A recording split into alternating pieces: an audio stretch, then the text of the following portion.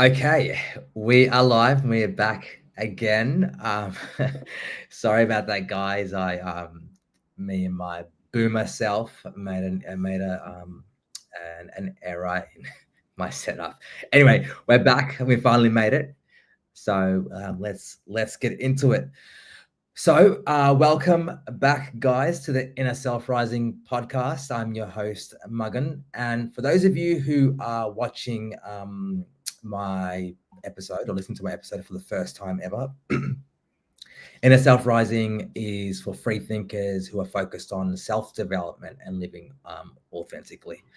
So this channel, I'm very much focused on, all things authenticity, all things living your truth, living your one life. And for those of you who don't know, I'm trying to develop a philosophy in real time that I call the One Life philosophy, and I base this philosophy on the kind of stuff that I've learned over the years. Over the many years that I've spent trying to figure out how I can be myself in a world that expects conformity, that rewards conformity, and punishes those who do not want to, conform. So, but today we're going to have the episode today is really, it's about a topic that's very, dear to my heart. So I'm going to have a bold and necessary conversation with an amazing guest who you all will get to know. And so this conversation, I believe, many people shy away from out of fear of backlash or, social condemnation. So tonight we'll be talking about the Me Too movement, but more specifically, the dark underbelly that has rarely been addressed. Now, let me be clear before I start, or from the start, actually.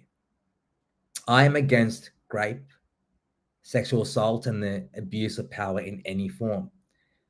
I care deeply about victims, both men and women. But that's exactly why I believe it's essential to speak truthfully and unapologetically about the consequences of a culture that has elevated this slogan, believe all women above truth, due process, and justice. The Me Too movement began with legitimate grievances. But over time, it also became a vehicle for narcissistic individuals, and let me repeat, narcissistic individuals, to weaponize false allegations to destroy the lives of men. Out of spite,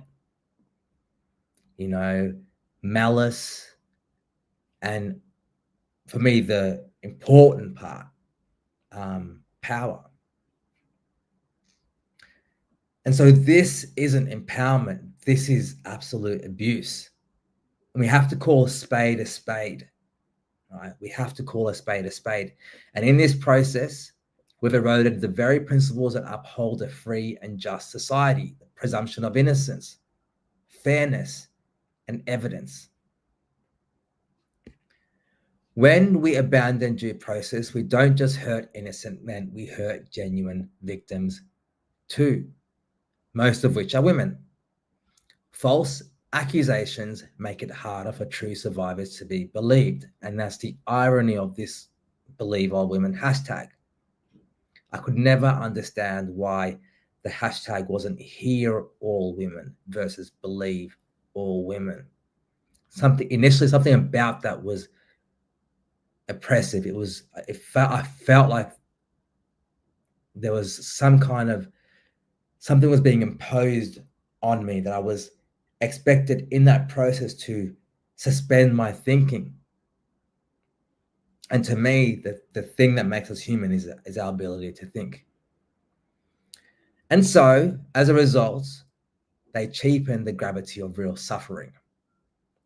So when we abandon due process, we don't just hurt innocent men, we hurt genuine victims too. False accusations make it harder for true survivors to be believed. And it's not about taking sides. It's not about men versus women. It's about good versus evil. It's about restoring moral clarity.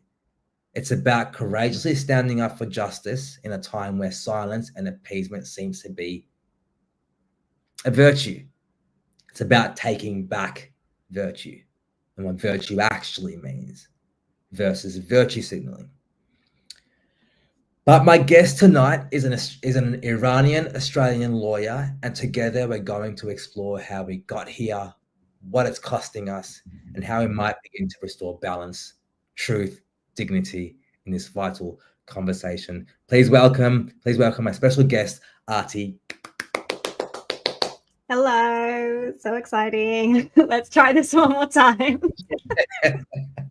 Well, thanks for having me on. Thanks for having me on. It's really, I think it's really an important topic. I don't think a lot of people, I haven't seen a lot of people willing to talk about it. And,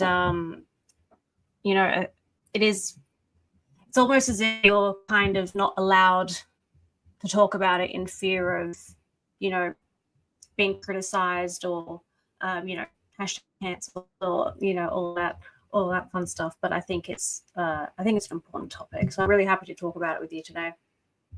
Yes, thank you.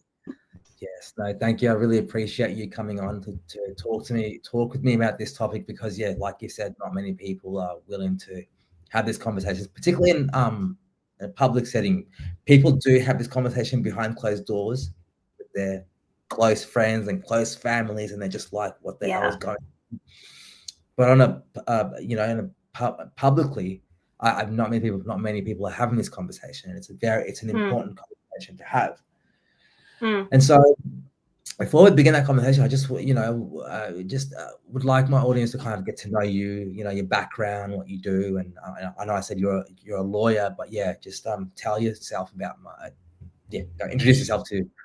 Sure. I'm a lawyer based in Sydney, Australia. I practice at my own firm, and I at the University of Notre Dame for many years.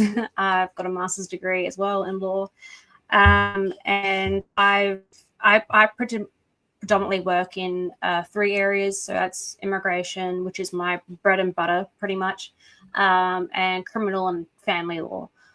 So I also deal with predominantly the Iranian community in Australia. So like pretty much 90 to 95% of my clients are all Persian speakers.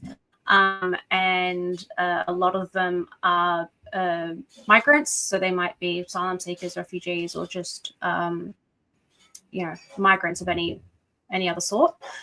So that's the type of clientele we deal with. And I actually have, I think, in terms of a ratio, I've got a higher number of male clients than I do female clients, which is something that I just kind of realized. And I'm not entirely sure why that's the case.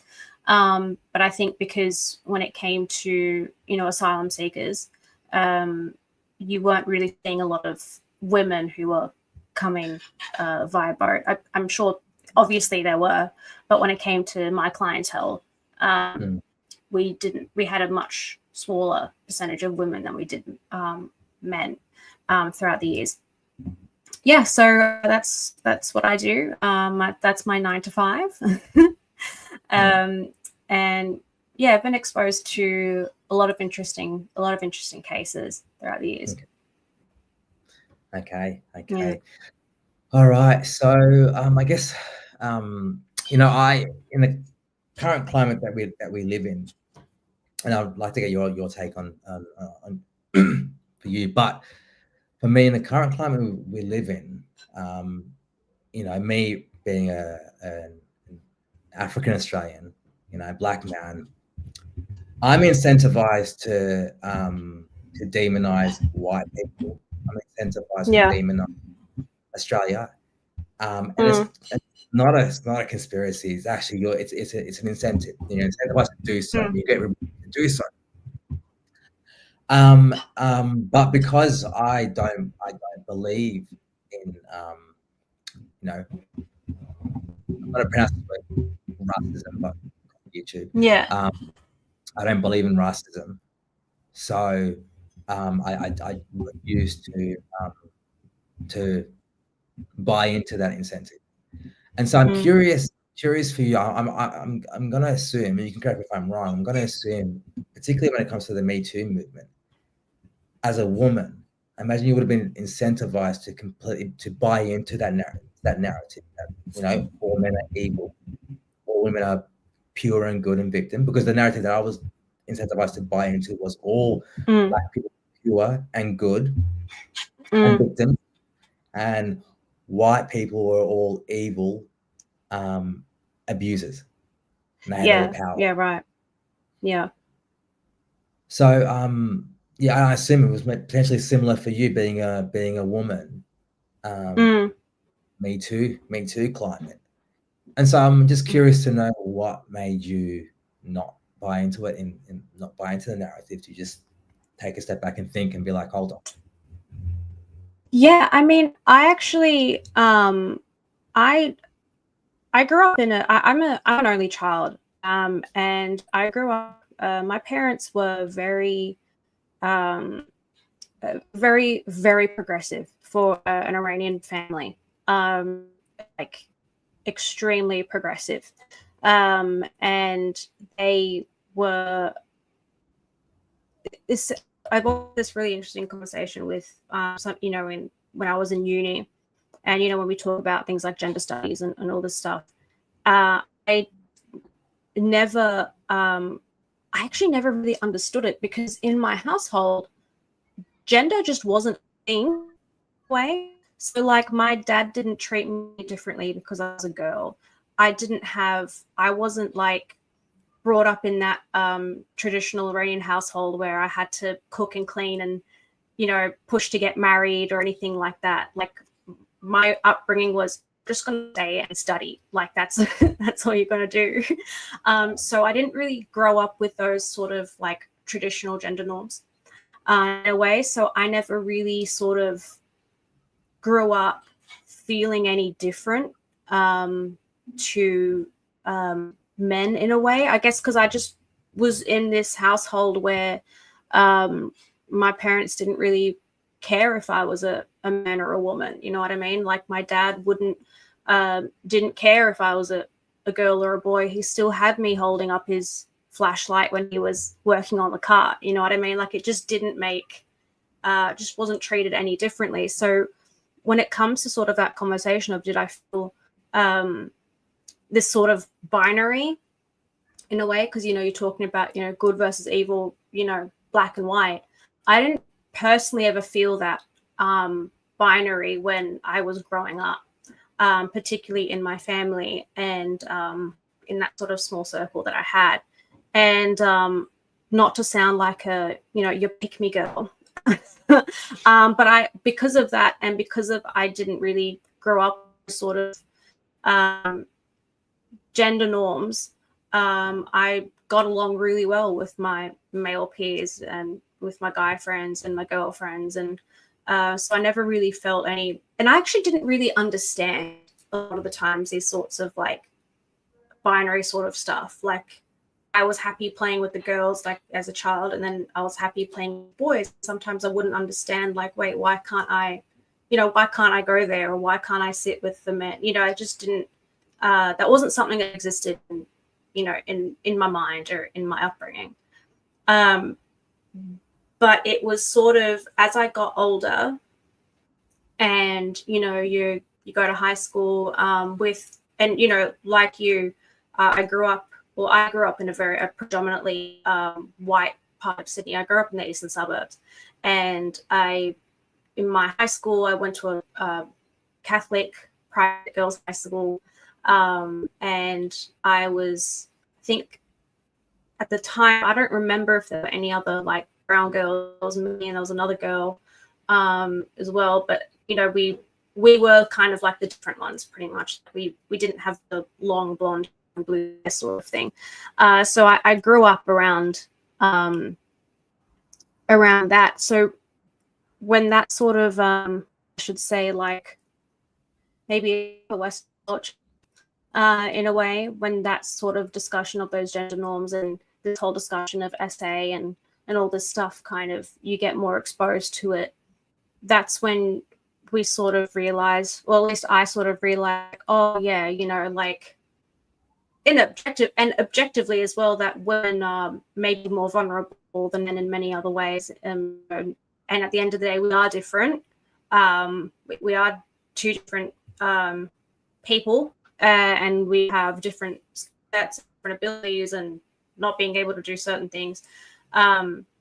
So there was that sort of slow realization that, you know, we've seen it throughout history that women tend to be, you know, they are more vulnerable.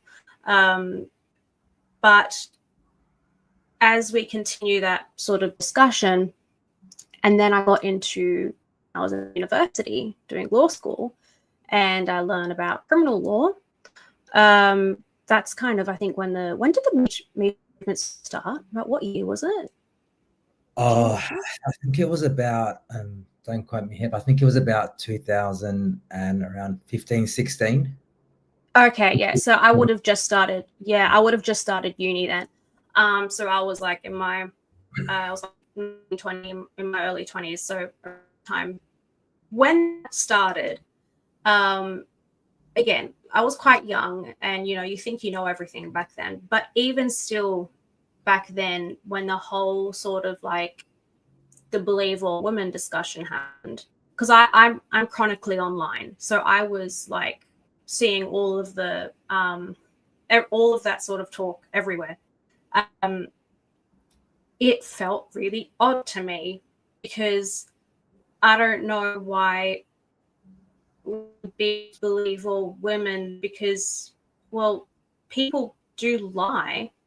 It's like the same thing if we would say Believe All Men, or believe all X, you know what I mean? Like, I just didn't really understand how, like, it was possible to be like, believe all X, place whatever you want in that placeholder. But like, it was just sort of, you know, well, what if someone lies? That's a possibility, right? Like, someone could lie, and then what happens? You know, and we, you know, in uni, when you kind of have a this sort of legal perspective, I feel like you start looking at things in a very sort of not black and white way, but I started looking at things in a very different perspective, in a very sort of technical, wouldn't say logical, say like technical, you know, like very sort of strategic. And you learn more of that as you start practicing, because once you start practicing, you really got to sort of hone in those skills of technicalities and all this sort of stuff. Yeah, so it was only really then, after I started getting older, when I realized, well, wait a minute, like, people can lie. So, you know, you don't, it's like out of a group of 100, it's mixed males and female, you know, girls and boys and all this stuff together, and you just want to say, like, believe everyone. And you're like, well, wait. People still lie. And, you know, it's not to say that it's not to say that it might not have happened to a particular person who comes out and talks about it, because obviously coming out to talk about it's a really powerful thing. And it's very scary, particularly in the situations that, you know, the reason why the Me Too movement started is a lot of people in power, women in power, men in power, in a very with the spotlight on you all the time. So, you know, that's kind of like how do celebrity, things like that. So it would have been really courageous to come and talk about it. But then it's also like, well, you know, it's not to say that it might not have happened to you, but I missed what you just said because you cut out, Artie. Oh, did I cut out? Yeah. So Which part did I cut out at? I missed the part something about Hollywood. Yeah. So I was just saying how, like, you know, in that sort of scenario, it's a really, really big thing. Your spotlight's on you, and so it was quite courageous to come and talk about it.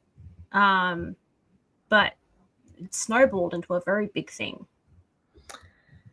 It did snowball into a big thing, and on one level it was good, because when the Me Too movement was becoming big, I was actually really happy about stories being told, because rape and that issue is a real issue that unfortunately historically we've ignored, or we've just not dealt with. So I was really happy about it. I'm like, finally people are able to tell their story, and they're able to be heard. But what I didn't expect to happen was for the exchange to be, you let go of your reason, let go of your sense of justice, let go of what makes you a human being. And to me, what makes us human beings is the ability to think. Yeah. And also it was also the expectation to in that process dehumanize women, because for me, if you believe women are equal to men, then you also understand that women have the capacity to do evil just like men. So I was also bothered by what I saw, what I felt was what I thought was women were being infantilized. And it's never a good idea to infantilize someone who's women have the same value. Their worth is the same as men. And to infantilize women, take away her worth, her value and worth as a human being. And so what I just couldn't wrap my head around, because when I started seeing the hashtag Believe All Women, I was thinking, wait, what? I've known personally in my life, I've known women who have lied about horrendous things, including rape. I've known women who've lied. So why would I know everyone has experienced that, because women are 50% of the population, and they're just as complicated as men. There are male liars, men liars, evil men out there. And so what it was ultimately from my eyes, I was like, well, why aren't they saying hear all women as opposed to believe all women? Yeah. And then for me, I'm like, well, if you really actually care about the genuine victim, then you would want, the first thing you would actually be saying is let's make sure these stories are true, because what we don't want to do is we don't want to delegitimize those the women who actually experience rape. We don't want to do that. But that conversation wasn't being had. And so when I started saying that, the proponents of the Believe All Women, just because they're women, what they would say to me, one of the things they would say to me was, well, false accusations are so minuscule. It's about 3% of who actually lie, and so why would women lie, et cetera, et cetera, et cetera. And so to which I would say, well, if you actually care about justice, let's for argument's sake accept 3%, which I didn't believe anyway. But let's say 3% is right. Yeah. Why are you okay with that justice? And do you realize what that 3% of women who are going to lie are going to do to undermine justice?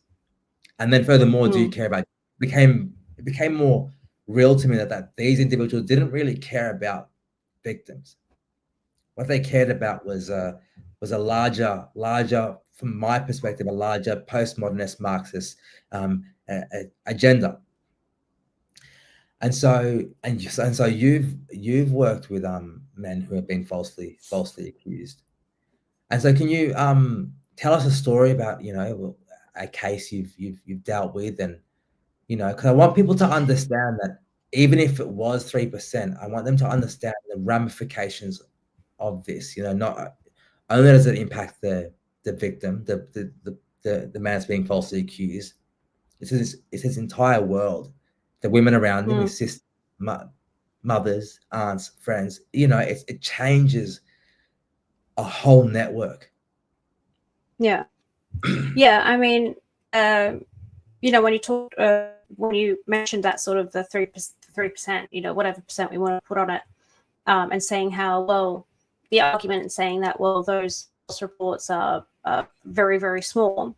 Well, you know, in law, in criminal law, we have this concept of like, what is it? I'm trying to remember off the top of my head, but like saying that one innocent person in prison is worse than being, what is it, like 100 guilty people, something like that. But like the whole idea of like one innocent person in prison is like the worst thing that you can have, because in criminal law we have the concept of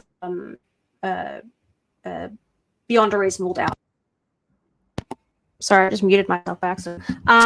So you know, in law we have something that's called a standard of proof, or a burden of proof. Sorry, no, standard of proof. So what that means is that you have to, and there's two different types. There's one criminal law, and there's ones for like civil law and things like that. So we'll just leave the civil law ones aside. We'll just talk about criminal law. Although the civil law stuff does come into play a bit, but I'll get to that. In criminal law, we have something called beyond reasonable doubt. And what this means is that for someone to be found guilty of any offense, it has to be proven beyond a reasonable doubt that this particular person committed an offense. And that standard is really, really high, because you want to avoid a person being put into prison or being convicted or being sentenced for something they did not do. And that's why that burden is really, really, really high. So what that means is that there has to be, or I should say, if there is even the slightest bit of doubt that someone did not do something. So if you're looking at a case and you go, that's it. Like it has to be completely and utterly proven that this person had committed an offense, because you don't want to have someone who's been falsely accused and then falsely sentenced and convicted, because that happens a lot. And you see people who have gone to prison for things that they didn't do, and it completely ruins their lives because there wasn't the case wasn't done correctly. So that's why that, you know, when we mention that whole idea of like, oh well, the false accusations are so minuscule, it shouldn't happen in the first place, you know, because even if it is minuscule, that minuscule amount is detrimental on the whole thing. So, you know, if, like I said, if one innocent person goes to prison, well, then that blows a hole in the whole system, because you're like, wait a minute, if we got it wrong for him or them, who else have we gotten it wrong for? You know, so that's something about criminal law and the standard proof, and why it's so important to get those things right. Now, yeah, you also mentioned the concept of hero women, and I remember I first thought about that as well when it first came out. I'm like, why isn't it like listen to women? Because, you know, we should be listening to Kate. Like, you know, if a friend of mine or someone came up to me and said that, you know, this thing happened, I'm obviously going to listen to you, and I will. And when I say that I don't believe in the concept of believe all women, it doesn't mean that I think that you are all lying. Right. You know, right. That's the thing. A lot of people think that, well, if you don't agree with the whole believe all women thing, then you think that they're all lying. No, I don't think that you're lying. If a friend of mine, if a girlfriend of mine came up to me and said, hey, this happened to me, I'm not going to be like, oh, you're lying. I would never do that. I would never, ever do that. I would sit down, I'd listen to her, and I'd help her try and find a solution. I'd help her do the right things, go to the police, report what happened. You know, I'm not going to sit there and be like, oh, you're lying, you're full of shit. No, you still listen to that person, because it's not up to you particularly as lawyers, it's not up to us to determine whether or not someone actually did something or not. We have a job to do as criminal defense lawyers, and a lot of people always do that over and over again. How can you defend someone who's guilty? You know, and it's like, well, it's not up to us to determine if someone's guilty or not. You know, so it's just our job to. We just have a job to do, and that's to defend the person and do all this sort of technical magic. When you talk about cases, I've had quite a few. Yeah, you wanted to talk about that. I've had quite a few come through, and we've had a few of these, and I won't bother talking about one. And the reason why I won't do that is because they all kind of are the same. All these are same. So they might have different outcomes though. And, you know, we've had cases come through where, you know, like I said earlier, it's not up to us to determine if something did actually happen or not. You know, we'll have a client come in and they'll be adamant that they did not do it. They will be adamant. And that's the thing. So we run with their instructions. But then we also look at the... Yes, sorry? Cut out again. Can you repeat that? Which part? Just the first process of you working with your clients. Oh, yeah. So, you know, someone will come into the office and say they're charged with SA, right? Sorry. And out again. Sorry, Artie. I'm cut out again. That's all right. Yeah. No, that's all good. Just let me know. And we're working now. Are we all good? Yeah. Yeah. All right. Brilliant. So someone will pop into the office and be like, look, I got charged with SA. And we talk to them about what happened. And they might be adamant that they're like, I did not do this. I did not do this. Now, like I said, it's not up to us to determine if you did or did not do it. I only run with the instructions that that person gives me. But then we also look at the evidence that's before us. We'll get something that's called a police fact sheet. I don't know if I have any here to kind of show what they look like, but it's pretty much, I've so many papers around here, it's insane. But pretty much it's just something that's given to you by the police. Got the first page, all the details of the charges that the person's been charged with. And then from then, it's like the whole sort of story set out and according to by the police. And they'll just tell you everything that happened. And with cases like this, you will, depending on the severity, but you will also then get what's called a brief of evidence, which is ideally all of evidence is provided to you by the police. So they could be anything from like this big in terms of pages, or it could be like boxes and boxes of evidence. You know what I mean? They will include things like statements from the complainant, statements from witnesses, statements from the police, photos, anything. There could be anything there. And you get given all of those to have a look at. Now, with this particularly special thing about, say, and even like domestic violence cases as well, is that they're unique in the sense that there's no other witness. The only two people that know what happened in that scenario is person A and person B. It's like someone, unless, you know, you've got this crazy case of like maybe someone was watching it happen, you know, or is in the corner, or is, you know what I mean? Like most of the time, these sorts of cases are one word against the other. And maybe there's photos, maybe there might be video, someone was caught on CCTV, I don't know. But this is the type of case where there's no other witnesses. It's A and B. You have something called police witnesses, but they're just witnesses because they came to the crime scene after the fact. But during the actual offense, well, there's no other witness. So you're only working with the word of one person over the other. And so when you get given this sort of case and you get given this fact sheet, well, you're reading this thing and you just go, well, you know, she said this, he says that.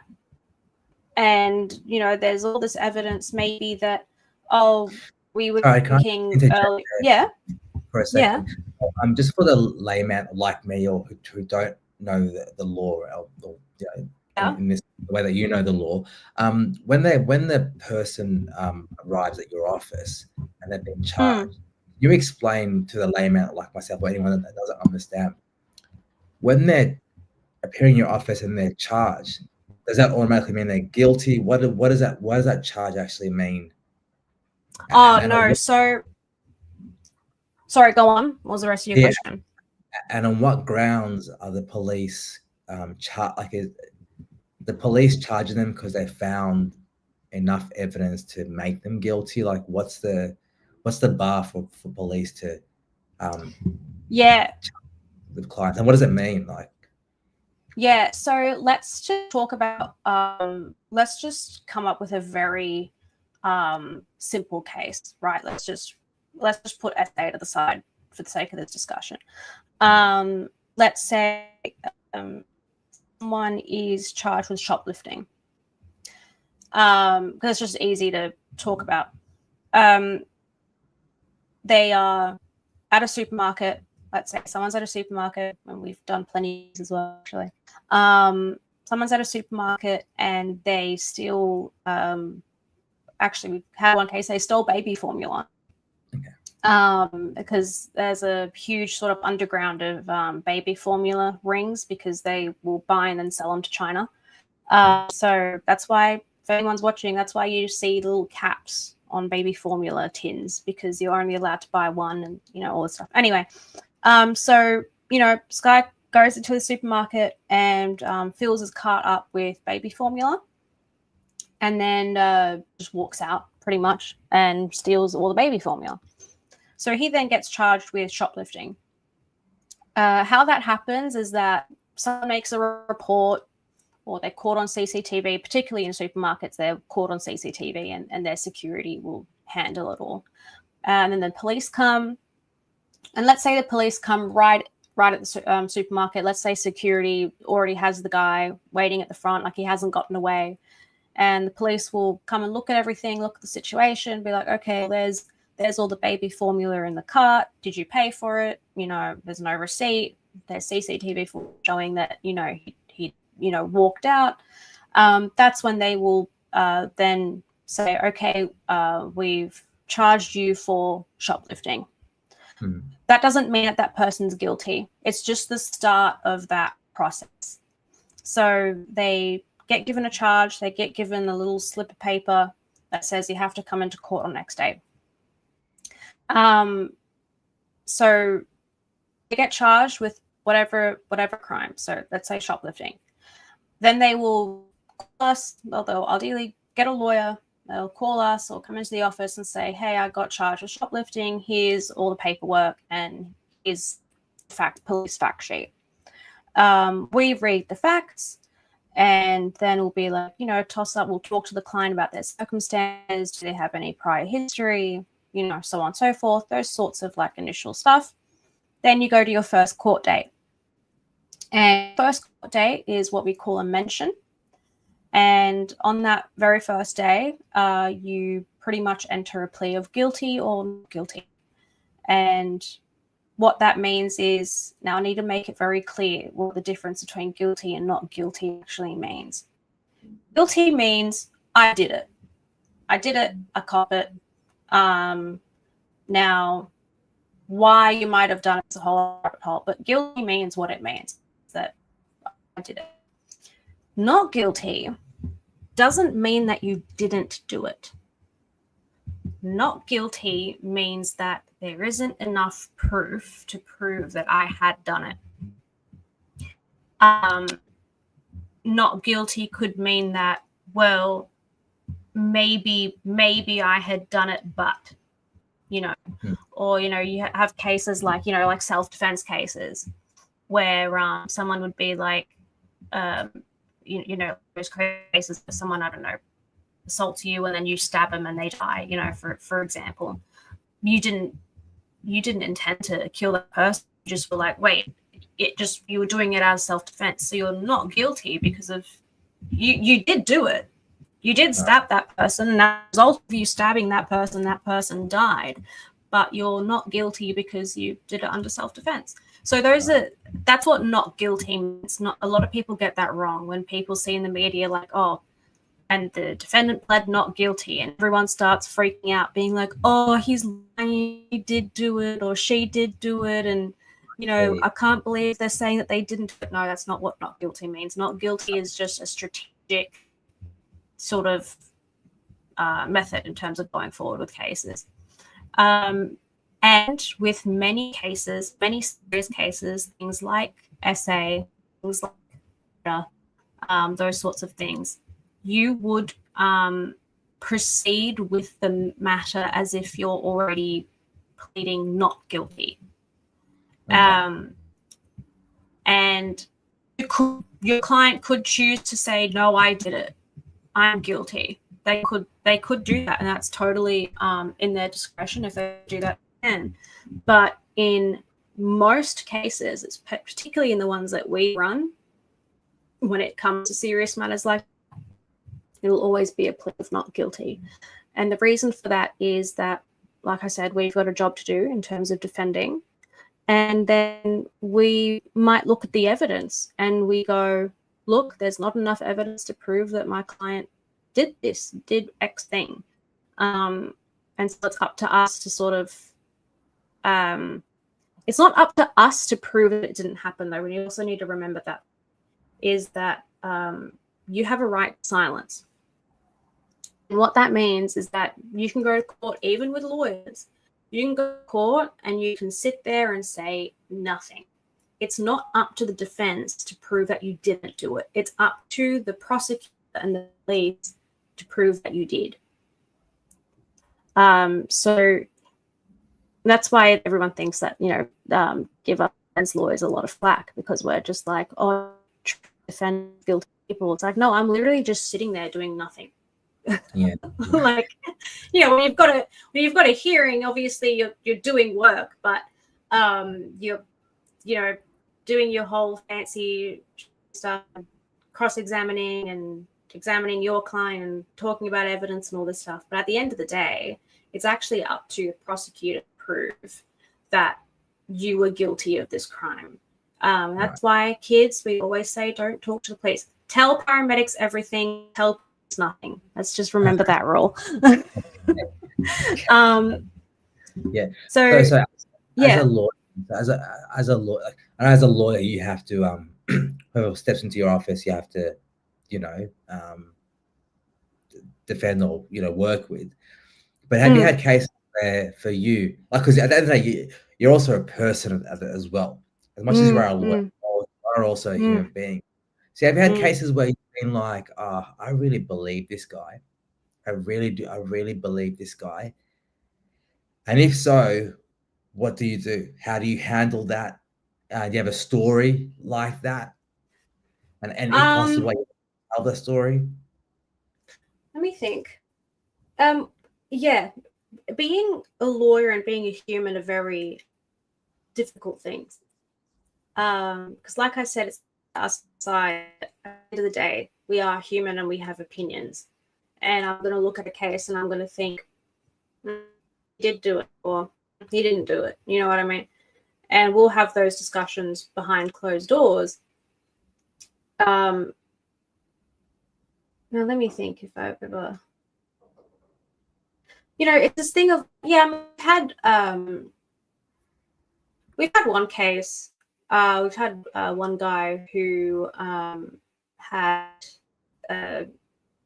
he got a divorce from his ex-partner, and this ex-partner in the past had made claim of domestic violence. And in that matter, my client was found not guilty because in court she wasn't found to be very credible. And she wasn't very credible. And when we were in the courtroom, you can tell that she was kind of stumbling along her words, story that up. She wasn't being credible. And then after that, he was found not guilty. Now she's sort of was found to hurt him. She makes another claim. And that's when you start thinking, that's when you're like, oh, okay, this person didn't actually, my client didn't actually, it's just continuous, what we call vexatious claims. Makes another claim, police withdraw that claim because they find that it's not credible. Then she comes back again, makes another claim, and this time much bigger than the three other ones that she did, and that one's currently still being heard. So, you know, that's when you kind of realize that, like, oh, this person, and you know, or I have other cases where you just look at the fact, just like, yeah, and you also look at the demeanor of the person as well. And you know, being lawyers, like, you do learn how to read people very well, and as you start coming across more cases, more people and things like that, you do kind of start to learn like how people act, story, things like that, and you'll end up sort of picking that up on your own. When someone is innocent, it is a lot harder for me to do my job when someone's innocent. Not because, and that's kind of ironic, right? Like, you'd think it'd be harder when someone's guilty and you have to sort of, you know, pull all the strings. But when someone's innocent, and this is just my personal experience, when someone's innocent, it's a little bit emotionally taxing because you really don't want to screw up. You have to be really careful about how you approach the case. Again, like I said, it's up to the prosecutor to do all that. It's not really up to you. And, you know, in some ways it might be easy because then I just tell my client to not say anything at all, and they have to prove. But when someone's innocent, and that's the same in any criminal matter, it doesn't matter how serious, how minor it is. When someone's innocent, I personally find it quite difficult to do it because you get so frustrated and you get really stressed out, and there's sort of this really huge burden on your shoulders where you're just like, you can't fuck this up because this guy's innocent. Right. Yeah. So how much when someone's guilty, it's a lot easier.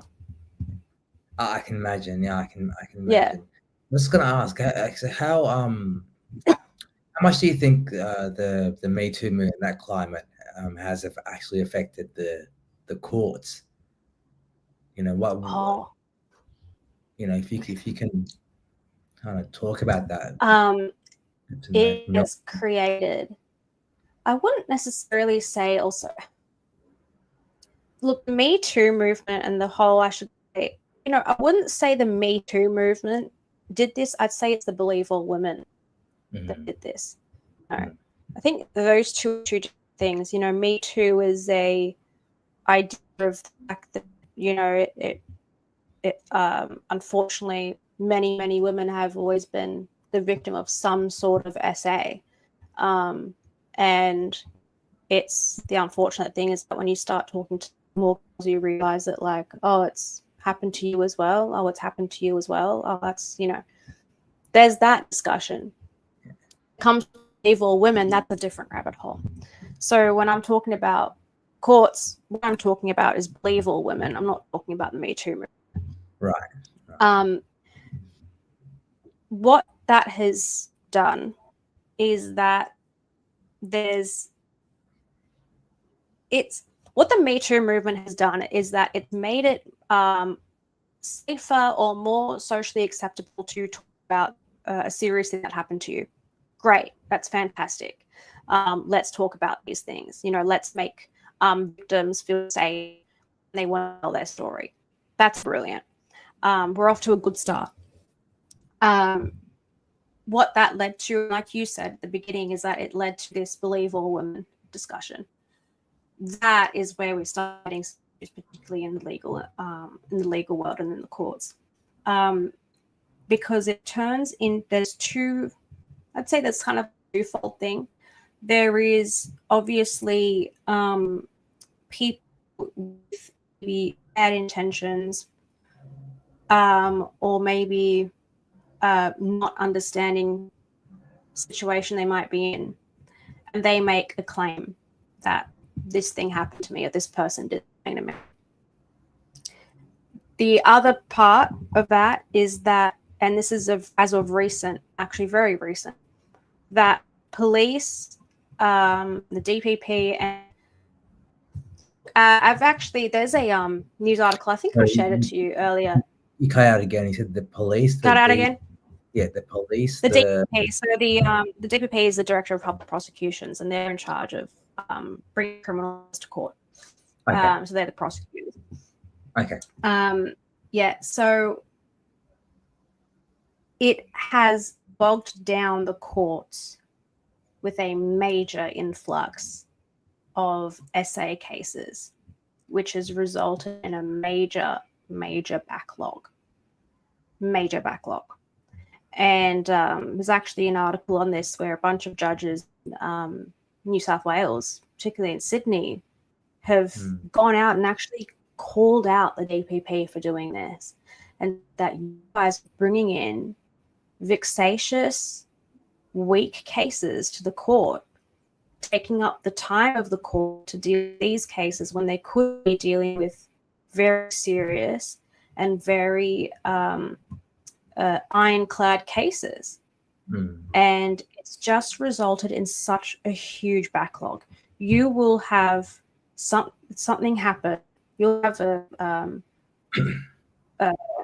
have crime happen. Let's say a serious crime happen in. I was actually a witness to a domestic violence matter.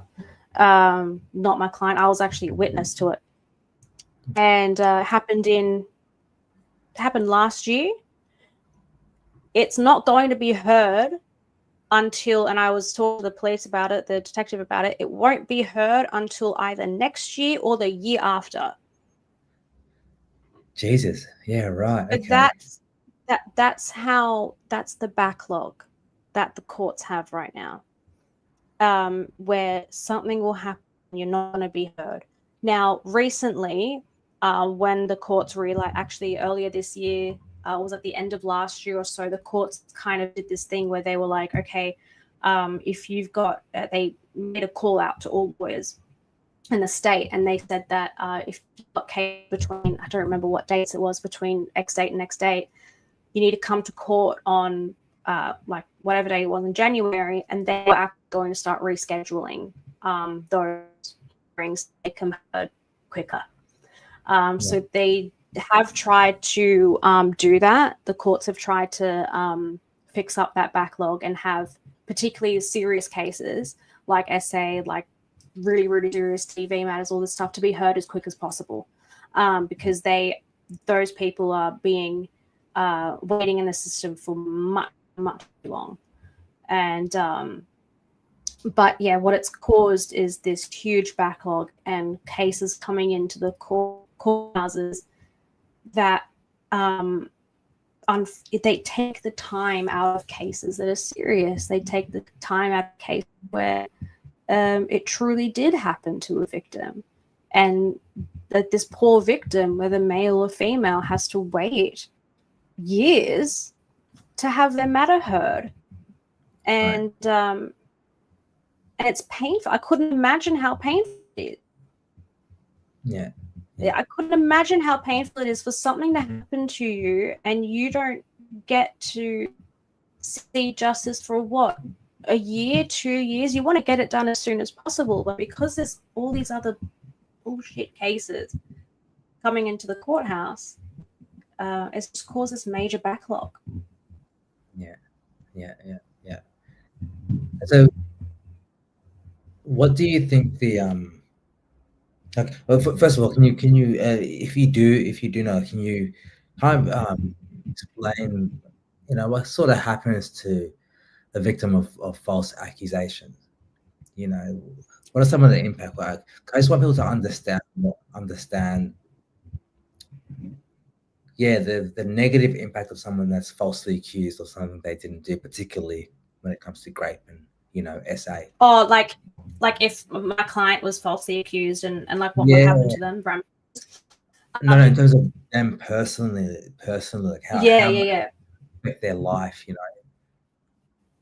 It is heartbreaking. Now, let's assume that a person, that it is a particular case where the complainant was lying, and let's say as a result of that, police find out and they withdraw the case. Let's say they throw the case out because they realize it was a lie or that it's guilty. Let's just say that. And that's your ideal scenario. Obviously, you'd either want the case thrown out or you'd want to be found not guilty in that case. Leading up to that, my client is stressed. They are upset. They are angry. It affects their employment. It affects their interpersonal relationships. It affects maybe other people in their family. They're angry. Maybe they might believe the complainant, or if they don't believe the complainant, they also then get like just a cycle, this crazy, heartbreaking cycle. With it, client will call us daily asking for an update, even though I can't give them one. It literally affects everyone in the game. It affects everyone. Obviously, no one's as affected by this as the person, but it, you know, I had one guy who was just consistently just depressed, and I was getting concerned for him. Like, I felt like I had to check in on him to make sure that he was okay, right. You know. And then even after it's thrown out, even after they're found not guilty, it's not go away. It stays, that whole experience of being arrested, that experience of taken to a police station, being interrogated in the cold room, being held for hours, going to court, getting a lawyer, paying money for, like, it's so much. Even if it's thrown out, even if it's found not guilty, that's a great result, but at what cost? At what cost? You spent all of that time and money to be found not guilty when you never had to go to it in the first place. And it's got long lasting effects on someone. And then they can't feel like they can trust other people. Maybe they feel like they're going to have, even if they're found not guilty, even if it is thrown out, that people might not believe them still, you know. It's not something that goes away. No, you know? I think it's really, really cruel, you know, what they, you know, the person that's falsely accused. And I think it's pure evil, you know. I think the world needs to evolve more and to understand the actual ramifications of false accusations. And like, and I'm always the person that thinks of, like, what can one do? You know, what can you do for yourself? Because because I'm just thinking of, because anyone that's listening right now who's in that situation, and like you said, only the people that were involved, the man and the woman, truly know what happened. But if you're falsely being accused, you know, what do you think? What's something that they can do that can, you know, help empower them? You know, and something that I think potentially at least in their head to and it's easier said than done, but at least in their head to sort of get rid of the concern about what other people think. Because this is a new reality you're living in right now. It's a new reality. Your life has changed, and you've got to get to a point where you think less of what people may or may not think about you, and kind of get yourself up, you know. What do you think, you know, from your perspective, if you do have any kind of advice, what are some, like, preventative measures, you know? Because I always say, well, one thing potentially that could, like, potentially help an individual is to develop a strong moral philosophy, right? Because people who do stuff like this generally behave in a particular kind of way. You know, they're conniving, they're liars, they're, you know, some of them are very subtle about it, but you align yourself with, you develop a strong moral philosophy so that you can kind of catch on to red flags before. And I always also suggest for men to not just sleep around so easily. Right. I think a part of this solution could be, you know, don't sleep around with just anybody and anything. Right. Get to know the person first, understand their values, you know. But yeah, you can feel free to elaborate. No, yeah, I was literally going to say the same thing. It's there's two folds in this. So after you've been accused, you need to have a good support system. Get a lawyer up. I don't care who you are. Get a lawyer, get legal aid. Can't afford one, get legal aid. Get any lawyer. Get a lawyer and keep your mouth shut. Don't say a thing. Don't talk to the police. Don't do an interview. Only talk to your lawyer and no one else. Talk to nobody else. And cooperate, but don't talk to anyone else. Keep your mouth shut. Even if you didn't do something. Because people might think like, oh, well, I didn't do it, so I can explain that I didn't do it. No, they will still find a way to make you responsible. They will still find a way. So do not talk to police. Like I said earlier, tell paramedics, tell the ambulance and your doctors everything. Tell police nothing.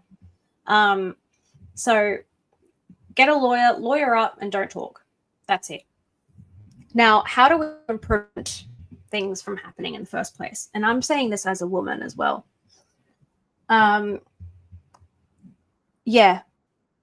Think of all your interactions with people as transactions.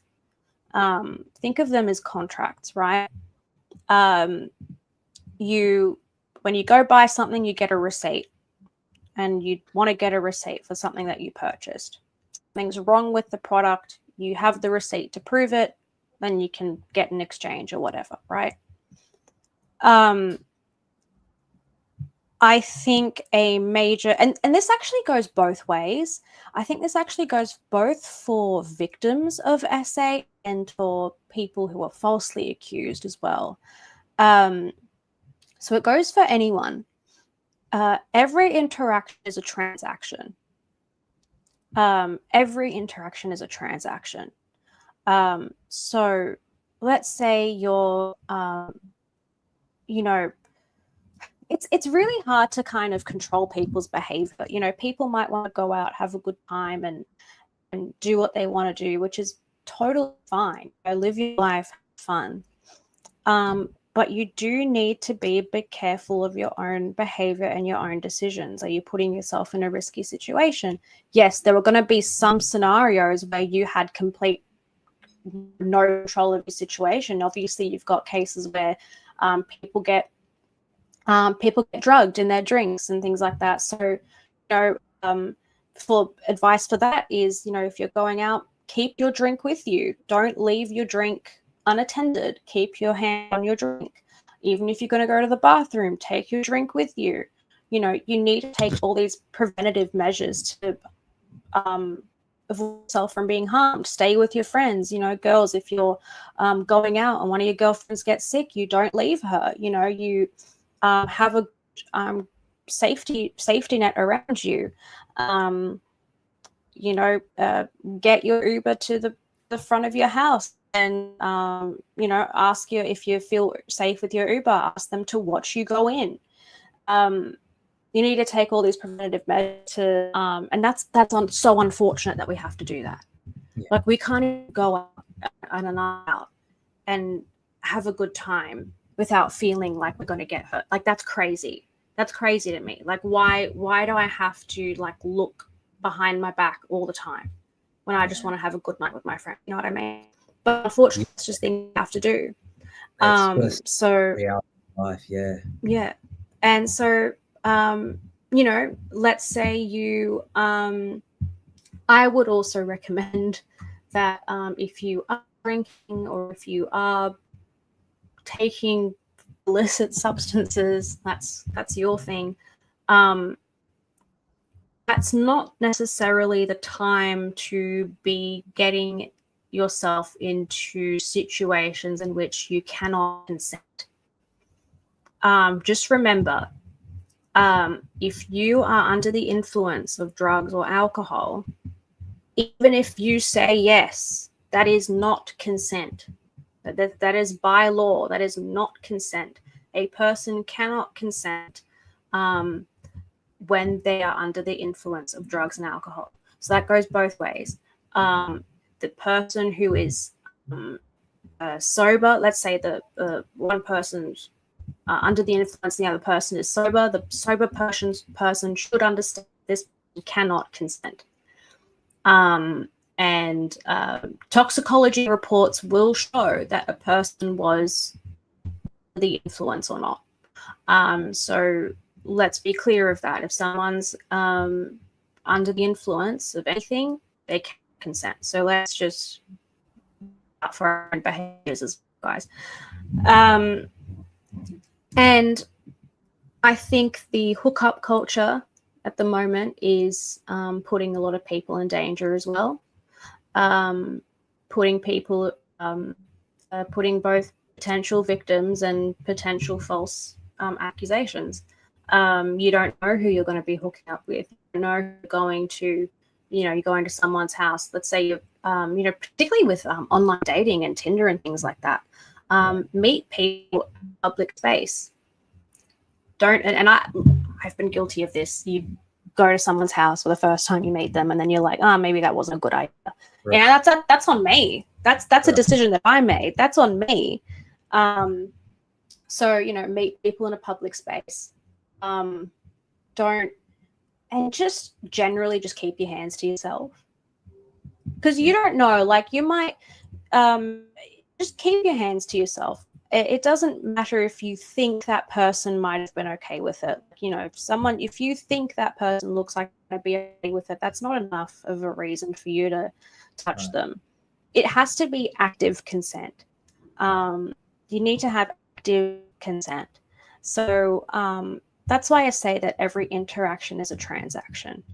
You need to be completely and fully sure, and you need to be able to protect yourself on either end, so you avoid things happening to you.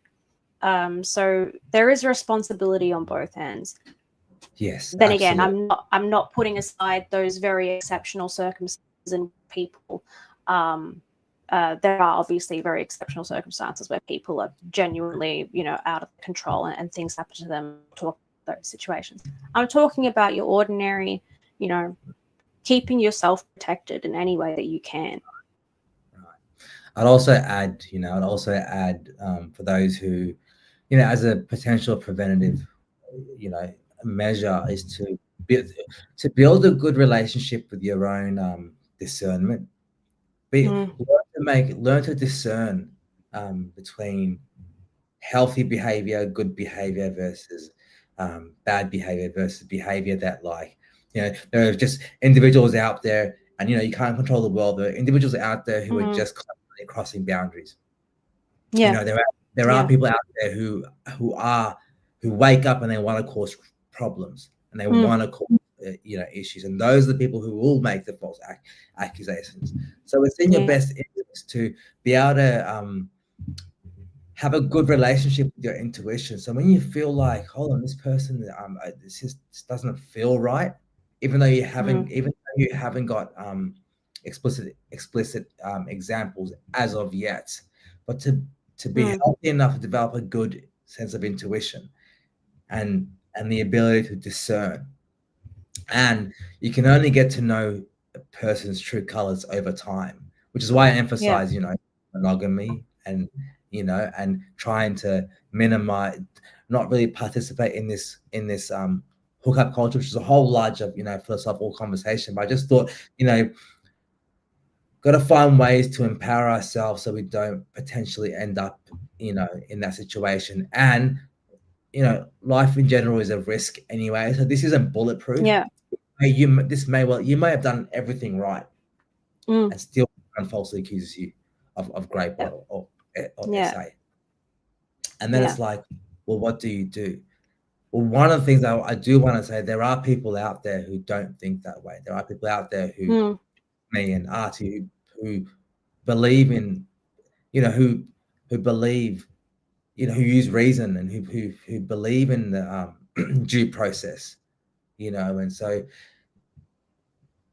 with my life and whatever I've gone through in my own life, one of the things that I've learned is and I haven't been in this situation, so I'm not speaking from personal experience, but try to turn your negative experiences into something you can learn from.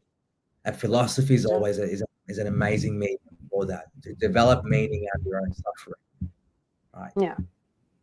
In the hopes that you have the power from within to stand up, to put one foot in front of the other, because I can't even imagine how horrifying and how terrible that experience would be.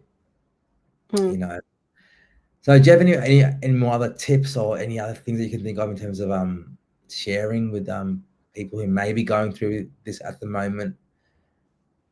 Yeah, I just think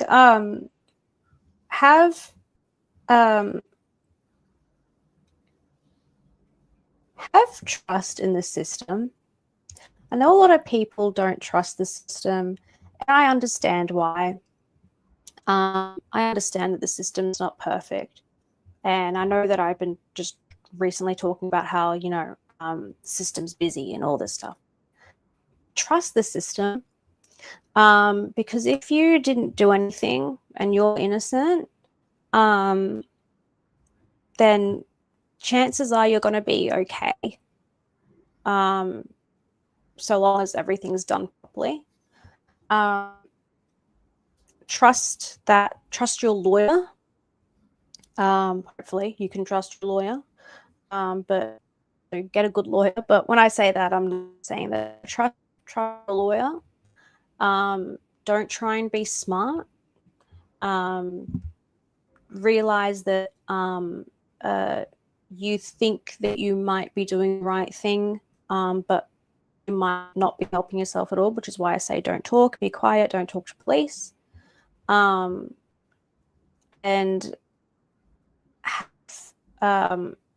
have faith that the truth will always come forward. The truth will always be the one that wins at the end of the day. And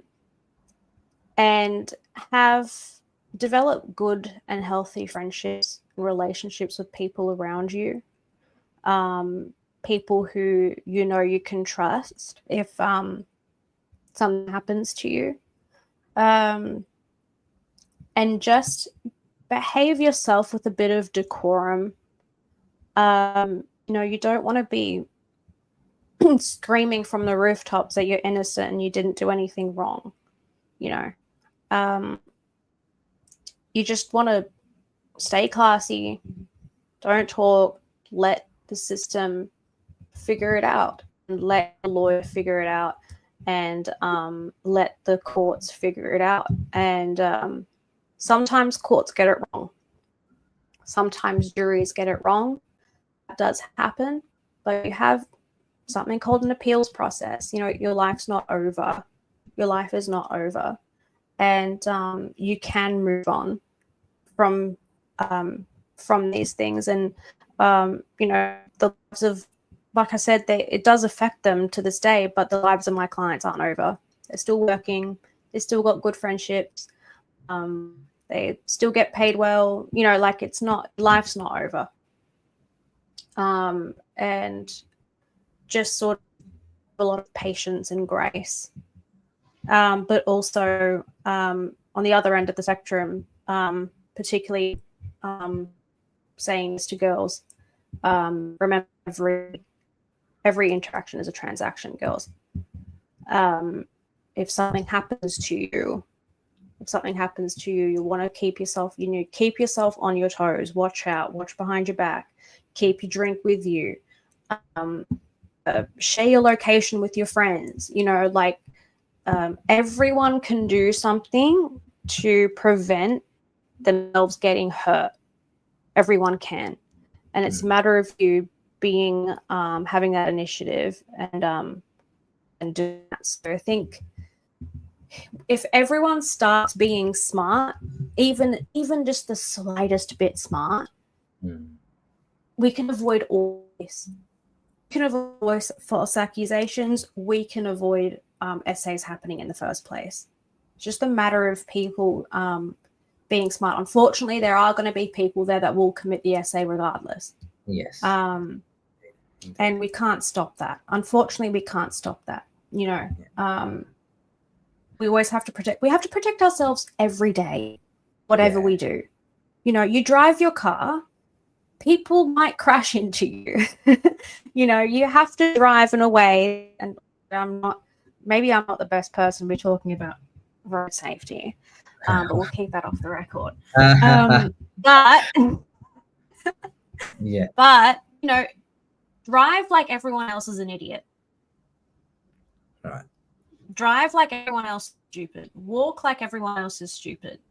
Keep yourself out of trouble, and that's just all it is. Keep yourself out of trouble. You have to protect yourself from the world.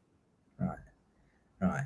And I sort of thought I'd add, you know, again, I come back to philosophy. I come back to ideas because it's you know, a lot of the mistakes that I made in my life, you know, not related to this, but just generally speaking, when I thought about it, it came down to having bad ideas.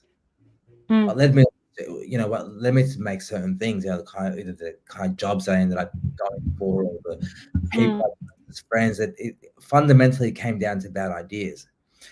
So potentially another, you know, preventative measure is to think about your ideas, think about what your perception of women, you know, your perception of equality, you know, because some men do think women are just completely innocent and can't harm them because they're not as physically strong, you know. We have to kind of grow out of that and understand that, you know, when you are dealing with them, you're dealing with an equal.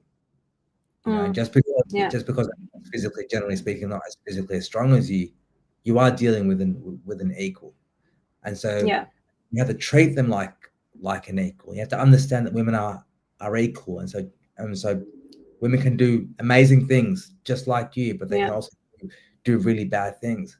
So you have to take your time in getting to know whoever you're dealing with as an individual. Get rid of stereotypes that you may have in your head, and try to interact with everyone as an individual. And that might slow down the process for you and be like, all right, let me just, you know, because you don't let everyone into your house, do you? You don't. That's a knock first in order to enter your house. You know, and you have to open the door in order for them to enter, unless they break in. That's all other scenario. But treat your life in that way. You know, people that you're interacting with, that they have to build credibility with you, and that takes time. You know, and again, staying away, kind of minimizing or not participating in this hookup culture. You know, because that's a fast way of this issue to occur. And unfortunately, like I said, sometimes you can do all the right things and you can still find yourself in that position. And at that time, you know, you have to build the kind of inner resilience however way you can. And I'm hoping there are you know, resources out there, or, you know, organizations or that are, you know, willing to assist men who are falsely accused. But like you said, you know, building a strong network, you know, really crucial in life in general. But in this, I can imagine this experience will be really isolating as well.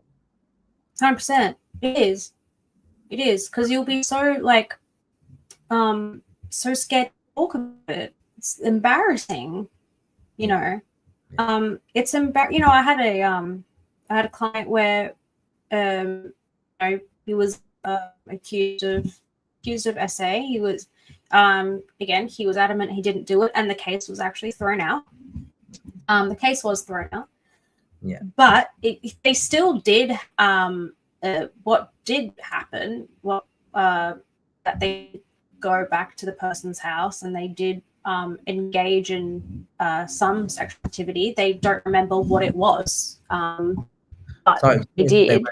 said that she went back to the guy's house after the case. It was the other way around. He went to no. So like the night the case was that they were out one night, Christmas party, they were hooking up, had a few drinks, and then they go to the girl's house end of the night. Your usual sort of, you know. Right. Okay. Now, you know, it was very, I felt really bad for my client because you had to ask him really sort of invasive questions. Mm-hmm. You know, you had to ask what happened that night. Why did this happen? You know, and imagine being asked those questions, complete stranger, and you have to explain like it's just kind of like, I felt bad having to ask him those questions, and I had to make him feel like it's okay, only talking to me. You're not talking to anyone else. I'm not judging you for anything that you did or didn't do. I'm not judging you for anything. It's just important that you tell me the truth. You need to tell me the truth. So, you know, it's embarrassing to have to like talk about those, like, you know, it's like, oh, I got too drunk that night and hooked up with this person, and, you know, so it's hard. It's really hard. And that's why I say, and even I've had other guy friends, lawyer friends who have said this, just like, keep your hands to yourself at this point. Yeah, just keep your hands to yourself at this point. Yeah. Crazy stuff. Yeah. But wait, before, actually, I always forget to say this, but people, please like, share, and subscribe, please. Oh yeah. Share with anyone that you feel like is going to benefit or is interested in this conversation. And if anyone is going through this at the moment, please reach out to me. Please reach out to me. I do want to hear your story. I do want to you know, give a platform to anyone who's going through this. And I do believe, like, you know, as a culture, we need to evolve, and we need to the culture needs to become a bit more courageous. The culture needs to become a bit, you know, less fearful of